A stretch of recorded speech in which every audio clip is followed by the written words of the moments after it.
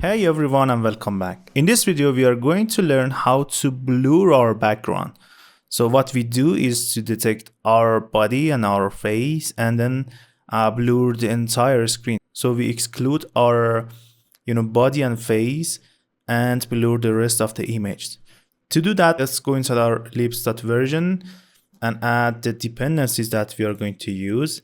So these are going to be blur and segmentation selfie. So using this library, we are going to detect our body and our face, and using this one, we are going to blur the remaining image. So let's add the library also here, and inside the build.gradle file, let's add it here. Press sync now. Now, as usual, let's go to the FilterStorage and add the key for that blur option. Of course, this blur background here. Now it's time to add this one here. I don't know why the face detect is true. Let's set it to the false. And inside the setter method, we want to add the key blur and this entry item to save it inside the shared preference. Now let's go to the filter UI state and add the state here. Of course, this initial value here. And now it's time to go inside the filters dialog and add our new filter title here. And of course, for the background blur, we're going to add state.blur background. Now let's add the image processor class here.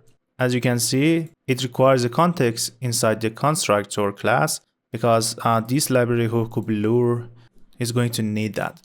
So again, we have an apply function that runs a suspend cancelable coroutine, and then using a segmenter object, which is from segmentation API of MLKit library, then it's going to guess the buffers of the image that is going to be our body and our head, and then the rest of it is going to be blurred. And then we will merge the image together and pass it as the output here. Pretty straightforward. Let's go to the VideoFrame pipeline, and here we are going to create a blur variable. And since we need the context, we are going to get it from constructor of VideoFrame pipelines constructor. And down here inside the enabled data class, I'm gonna add the blur background. And of course, after the last condition, I wanna add my blur background here.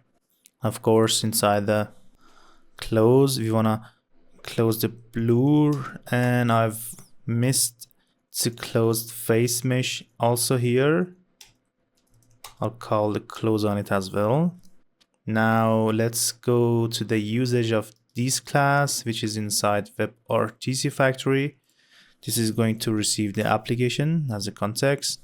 And down here, you can see that this process function is complaining about not having another input entry.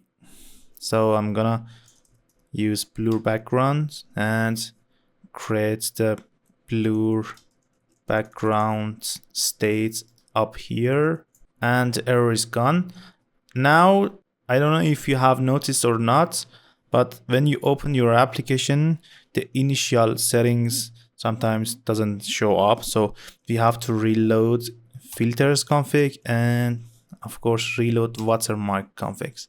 Now our blur background is ready to use.